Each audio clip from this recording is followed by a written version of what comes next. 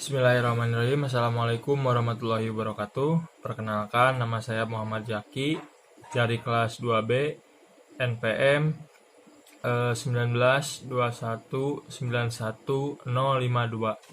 Nah, di sini saya akan sedikit menjelaskan atau mempresentasikan tentang model-model kurikulum pendidikan jasmani.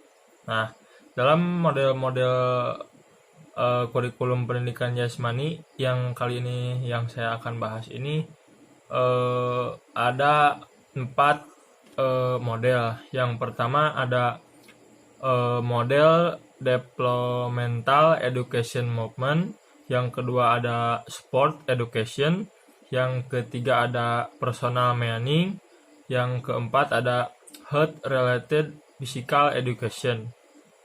Nah, yang pertama yaitu pembahasan yang pertama yaitu tentang developmental education movement. Nah, model ini bersifat pengembangan atau merupakan suatu model kurikulum yang paling didukung. Nah, meskipun beberapa ahli menyatakan bahwa pendidikan pengembangan bersifat menyatu dengan model lainnya daripada bersifat terpisah. Nah, namun filsafat dari model developmental education movement ini lebih sering digambarkan dengan ekspresi populer pendidikan melalui jasmani.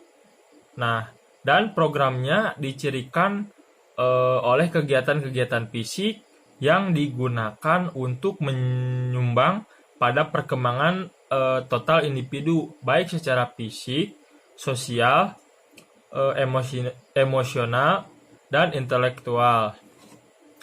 Nah, lalu orientasi nilai yang mendasari model ini adalah self-actualization atau guru penjas sebagai ahli perkembangan bertanggung jawab untuk memilih dan menentukan rangkaian tugas belajar yang didasarkan pada temuan penelitian serta kemampuan motorik. Nah, dengan pendekatan model ini pengajaran penjas biasanya berorientasi pada pengajaran dasar-dasar keterampilan secara bertahap, disesuaikan dengan kemampuan siswa biasanya. Lalu model pendidikan perkembangan ini memfokuskan tujuan pendidikan pada aktualisasi diri yang menekankan pertumbuhan pribadi dan dari setiap anak. Nah, lalu kurikulumnya ini dikembangkan berdasarkan tingkat perkembangan anak yang berusaha menyeimbangkan penekanan pada ranah kognitif, afektif, dan psikomotor. Nah, pendidikan jasmani ini yang berorientasi pada developmental education ini mengarahkan kegiatan anak melalui pemenuhan kebutuhan keterampilan pada diri anak. Nah, lalu disesuaikan juga dengan tahapan perkembangan fisik dan mentalnya. Setiap kelompok anak diarahkan pada keterampilan gerak yang dibutuhkan oleh anak. Nah, misalkan bagi anak usia di bawah 5 tahun perlunya dikembangkan kemampuan pengaturan tubuhnya, dan bagi anak usia di atasnya perlu dikembangkan keterampilan dasarnya. Sementara bagi anak yang lebih dewasa diarahkan pada keterampilan khusus seperti yang dikembangkan dalam cabang-cabang olahraga tertentu. Lalu materi yang kedua yaitu sport education. Nah, model pendidikan olahraga ini disebut juga model bermain atau play education. Memandang olahraga sebagai suatu yang bernilai secara intrinsik dan dapat dimasuki secara sukarela. Lalu meskipun itu para penganutnya percaya bahwa dengan mengikuti program ini dengan baik akan sekaligus meningkatkan kebugaran jasmani. Dilihat dari akar orientasi nilai yang dipakainya, model ini melandaskan diri pada orientasi nilai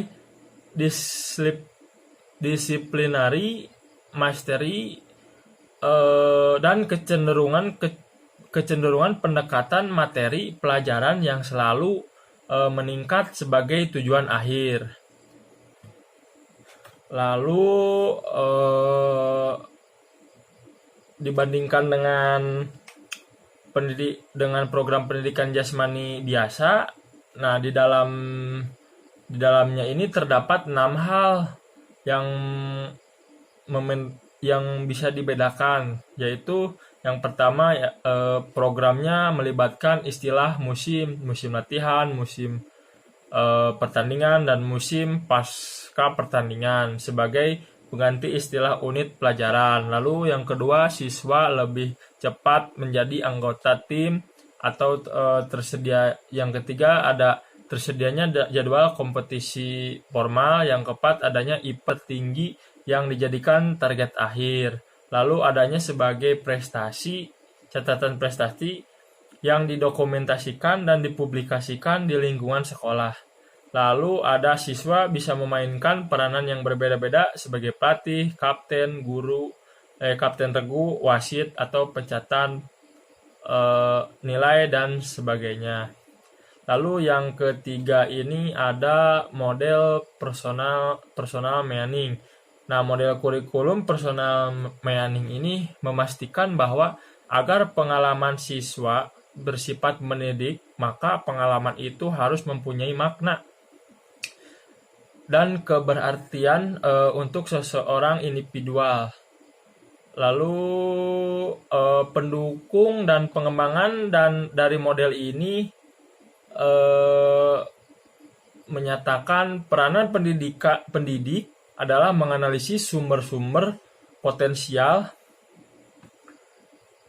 dari berbagai makna yang menyediakan sebanyak mungkin kesempatan dan merespon secara positif terhadap pencarian individu berkenaan dengan makna itu sendiri. Lalu dimensi tujuan berperan sebagai petunjuk bagi para perencana untuk memutuskan hakikat dan ruang lingkup isi kurikulum.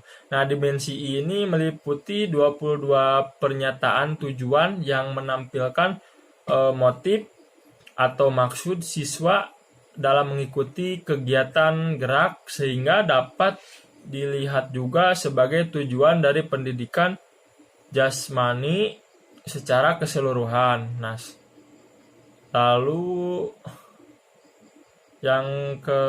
materi yang keempat adalah health related physical fitness. Nah, model kurikulum kebugaran jasmani ini atau sering disebut dengan model pendidikan kebugaran hampir sama dengan model perkembangan dan humanistik. Nah, terutama dalam hal pandangan ketiga model tersebut dalam melihat pendidikan jasmani sebagai alat yang menyumbang besar pada kesehatan. Lalu perbedaannya adalah pada ciri-ciri model pendidikan